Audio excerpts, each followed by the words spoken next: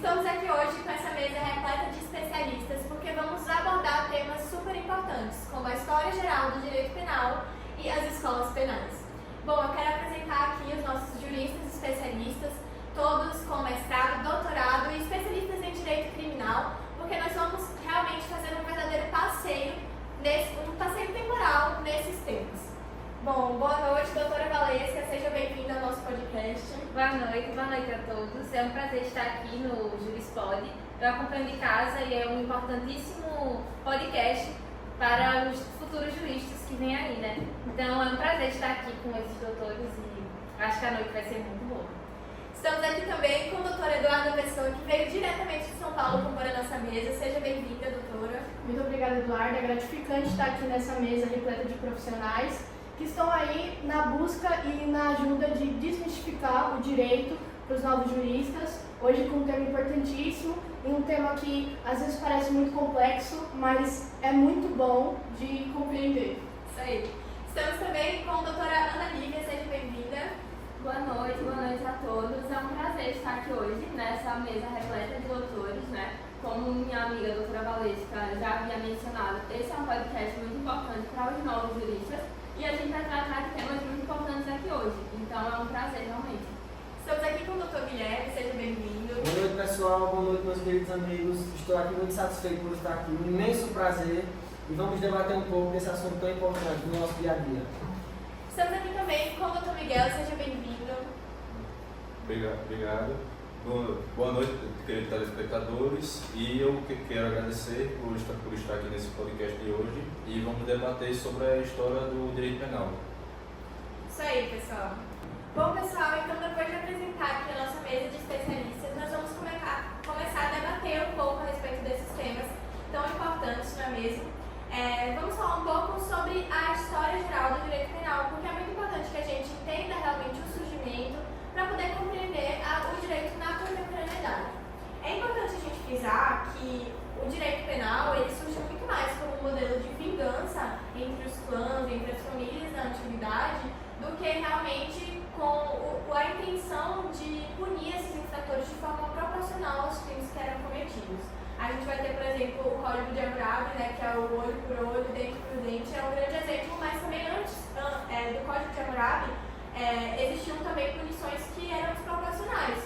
Não tinha muito esse balanceio, realmente, assim, se você cometesse algum crime, alguma infração, se o meu clã, a minha família desejasse punir você com algo 10 vezes pior do que o que você cometeu, eles poderiam fazer isso. Então, à medida do que foi se passando o tempo, essas penas desproporcionais, elas viraram realmente com o intuito de balancear e de realmente punir para que a gente não tenha crimes se repetindo, e não só no modelo de vingança, não é mesmo, doutora Eduarda? Exatamente. E é aí que acontece o despertar das escolas penais, porque é nesse momento de injustiça que acaba acontecendo o surgimento.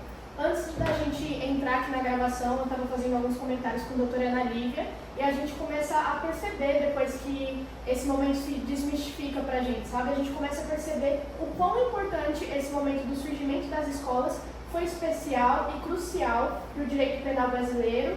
O direito mundial, na verdade, é marcado pelas escolas penais, que é onde surge a clássica, a tradicional, em que os juristas aqui vão comentar mais com a gente. Então, doutora Ana, comenta com a gente o que você estava comentando comigo. Isso aí, doutora Ana Lívia tem propriedade para falar a respeito do assunto também, eu peço que você comente um pouco aqui com o pessoal. Bem, eu quero iniciar a introduzir a minha fala citando a escola clássica, né? Que foi uma escola penal que nasceu sob o iluminismo. Então, assim, a gente realmente tem o fim desse período de leis arbitrárias, de leis desproporcionais, para o início de um direito penal mais realmente correto e legal, baseado na legalidade. A escola clássica, ela vai ter diversas características, mas eu quero frisar muito a questão da pena. Para essa doutrina, a finalidade da pena e o objetivo máximo assim, é o restabelecimento da ordem dentro da sociedade. Então, a gente tem essa quebra desses dois momentos, e isso é muito importante para o direito penal e para o desenvolvimento dele. Exatamente, perfeita pontuação. Queria pontuar esse ponto que tem dois escritores, se a galera quiser depois dar uma pesquisada nos livros, que são Beccaro, eu acho que é isso, né? Isso. E Bacon, eles falam muito sobre isso, sobre como o indivíduo tem um ato racional sobre seus próprios atos e como isso era considerado na época algo assim crucial para ser defendida a pena. Então esses dois escritores são ótimos para introduzir essa escola penal que a Aninha acabou de comentar, e é muito importante que a gente conheça de perto esses autores e como eles foram importantes para a nossa história. Dando uma conclusão que a doutora Eduarda começou pontuando, o teórico Beccaria, na sua tese, ele estuda muito Montesquieu, Rousseau, e ele sempre traz muito essa ideia da legalidade. Nos seus estudos, ele traz principalmente que o Estado deveria punir o indivíduo, mas dentro das limitações da lei. Então a gente realmente, friso de novo, tem essa quebra de uma lei arbitrária e desproporcional para uma mais proporcional. Era um ato de retribuição, então era defendido como o autor fez, ele vai pagar do mesmo jeito que ele fez. Então aí é uma coisa que é muito engraçada, né? Por exemplo, se eu mato você, você me mata de volta e não tem como isso acontecer. Então é muito importante mesmo a gente conhecer o autor de perto para ver o que ele defende. Exatamente, até porque com o passado evoluir, né, do direito penal, a gente vai ter códigos mais bem estruturados que vão visar não somente punir, mas evitar que esses crimes continuem acontecendo na sociedade, evitar que realmente haja essa quebra de valores. A gente precisa criar uma estrutura de uma sociedade sem crimes, mas que saiba punir de maneira eficiente os seus infratores. Bom, estou vendo que estão surgindo várias dúvidas de vocês aí, super interessantes, e vou pegar aqui a deixa da doutora Valesca para fazer essa pergunta.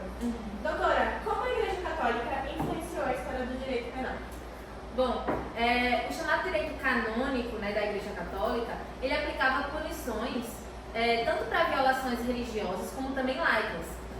Além disso, promoveu a ideia de pecado e punição divina. As punições continuaram severas e incluíram tortura e as chamadas execuções públicas, né? Um grande exemplo, assim, extremo desse período, que me veio à mente agora, foi a Inquisição.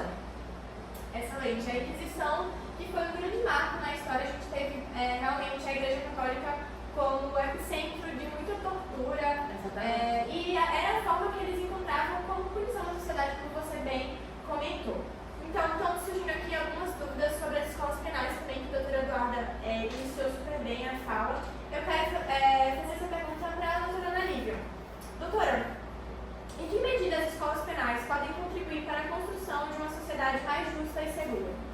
Bem, como eu já havia citado anteriormente, né, a escola clássica, que foi a que eu introduzi, ela traz um sistema penal, um ordenamento mais proporcional, fugindo da arbitrariedade, fugindo da Inquisição, fugindo de tortura, de tudo isso que havia acontecendo. Perfeito. Então, a gente tem toda essa mudança. A gente também tem a escola técnico-jurídica, que o meu amigo Dr. Guilherme tem mais aprofundamento para falar sobre, que ela traz um sistema prisional mais educativo. Então, existe esse investimento na reabilitação dos detentos, então isso é um ponto muito importante. Acredito que deu para responder a pergunta. Galera, é importante lembrar que as escolas penais, elas marcam diferentes tempos históricos. Então aqui a gente está falando como uma forma meio monótona, como se fosse um em seguida do outro, mas não, marcam momentos históricos, cada um devidamente em sua época. Então quando vocês forem estudar, lembre-se dos momentos históricos que as escolas penais marcam. Perfeito. Inclusive a gente vai falar aqui, como o doutor Valesca mencionou, o período da Inquisição aconteceu na Idade Média. Então a gente tem realmente uma ordem cronológica de como esses eventos foram acontecendo. A gente vai abordar um pouquinho mais na frente também, que eu já vi que tem algumas perguntas aqui no chat sobre o iluminismo, que foi um divisor de águas na história do direito e que entra aí também nas escolas penais. Inclusive eu queria fazer agora uma pergunta aqui super interessante para o doutor Miguel. Doutor, como a transição do aspecto religioso para o fortalecimento do Estado influenciou a natureza e o propósito das penas durante o período de vingança pública? Esse período foi protagonizado por penas cruéis, como esquartejamento, pena de morte e até morte por fogueira, pois servia de exemplo para proteger os poderosos da época, como os nobres. E com o fortalecimento do Estado, a Igreja foi perdendo o poder dela na sociedade, com o objetivo de servir de exemplo. Perfeito. Inclusive inclusive algo que é super interessante, como a doutora Valesca mencionou, a igreja já tinha esse hábito de utilizar de tortura como forma de pena, e por mais que a igreja tenha perdido um pouco a força, como o doutor Miguel mencionou, o Estado ele continua usando de forma de tortura e de maneira muito mais incisiva, só que essa tortura ela deixa de ser privada e oculta e passa a ser pública para servir de exemplo. Então, assim, as pessoas na sociedade elas assistiam essas formas de tortura para que elas não cometessem esses mesmos crimes. A intenção realmente era que o Estado assustasse essas pessoas. Mas continuando aqui com as perguntas, eu gostaria de fazer uma pergunta agora para o Dr. Guilherme. Quais são os principais métodos de ensino utilizados em escolas penais e como ele impacta no processo de ressocialização? Boa noite, doutora Vilar, todos presentes. Uma ótima pergunta. Os principais métodos que a gente tem de ensino nas escolas penais incluem a educação formal, um treinamento vocacional, uma educação ética e até uma educação para a cidadania.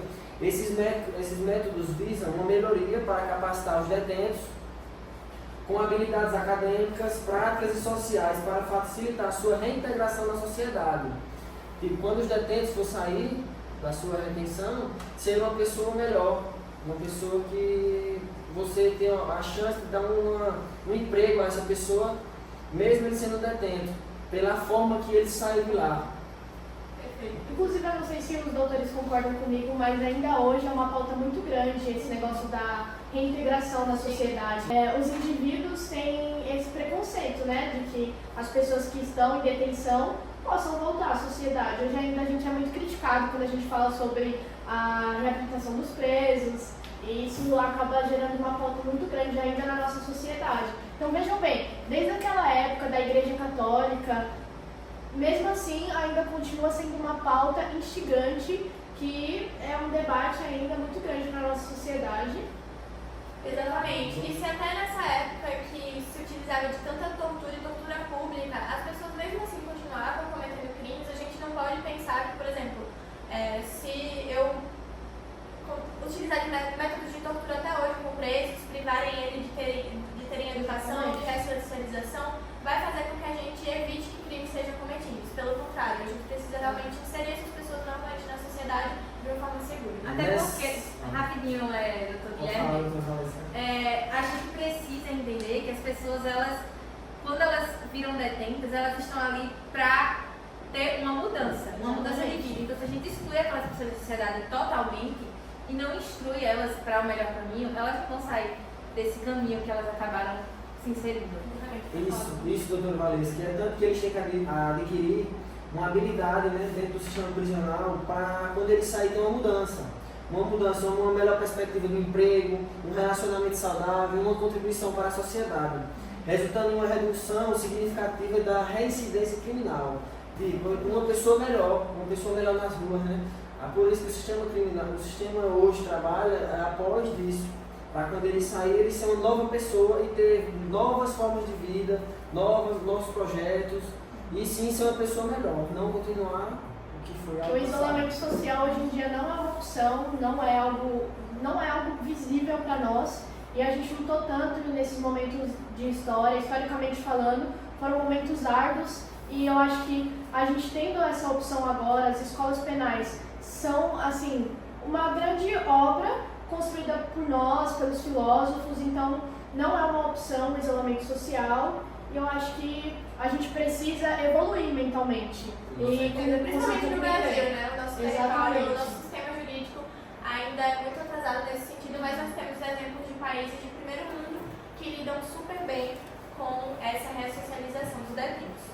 Bom, mas continuando aqui as perguntas, que vocês estão bem eufóricos para tirar as dúvidas com os nossos especialistas, eu quero fazer uma pergunta novamente da doutora Valesca. Doutora, como as mudanças no direito penal ao longo do século XIX e XX refletiram os avanços na compreensão da justiça, da proporcionalidade das penas, que é o que a gente vem discutindo, da proteção dos direitos individuais, da prevenção de crimes e da reabilitação dos infratores? Ou seja, bem, puxa exatamente esse tema que a gente está comentando. Sim. A ênfase na prevenção do crime, né, citado pela doutora Duda aqui no comentário, a proteção das vítimas, na reabilitação dos infratores, que é exatamente o que a gente está falando aqui agora, elas estão também mais evidentes. Isso levou ao surgimento de novas áreas de estudo, né, no direito penal, tanto economicamente, tanto ambiental e também internacional. Realizando uma compreensão mais ampla nos desafios enfrentados pelo sistema da justiça criminal. Em um mundo de constante mudança, né? Como estamos falando aqui de mudança. Essas mudanças, elas refletiram uma crescente preocupação com a justiça social, a eficácia das políticas criminais e o respeito dos direitos humanos. Perfeito, doutora Valesca fez pontuações excelentes, inclusive puxando aí o gancho também sobre essa questão da história do direito, né? Eu quero fazer uma pergunta agora para o doutor Miguel, que eu achei uma pergunta interessante. Qual foi o primeiro código penal escrito? Realmente, uma pergunta. O primeiro escrito foi o do direito romano, que ele fundou várias coisas como conhecemos hoje, tipo a lei das 12 tábuas, que foi a primeira escrita, ela veio com os primeiros códigos escritos estabelecendo punições para cada tipo de infração. E graças a eles conhecemos como ele foi evoluindo e encontramos coisas que encontramos no direito de hoje, como o conceito de culpa, dolo e proporcionalidade das punições.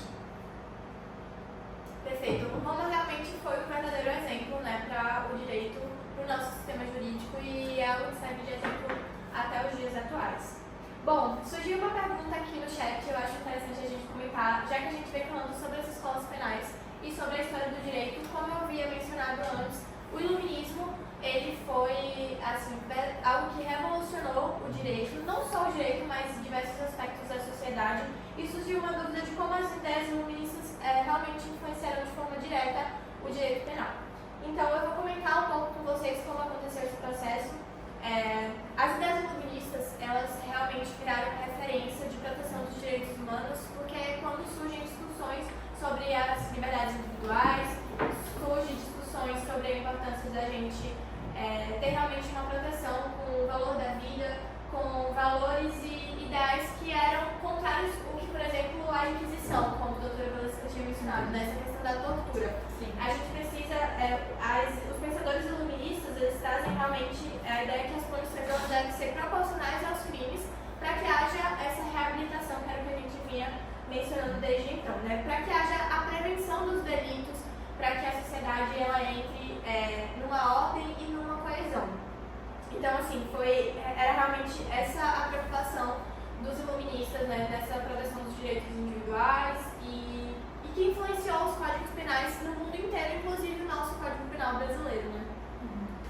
Eduarda, querendo puxar esse ponto do iluminismo, a gente teve dois filósofos que eles começaram a promover ideias sobre uma reforma penal e uma humanização, né, do sistema prisional. Eles acreditavam que o propósito não era só prender e punir, e sim prender, mas também reabilitar os infratores como se pudesse retornar a uma sociedade, como cidadãos produtivos. E é isso que esses filósofos trazem, né? Uma oferta espetacular, uma forma, né? Exatamente. E assim, a gente está falando muito sobre ressocialização porque somos juristas que acreditamos que todo mundo tem seus direitos e deveres.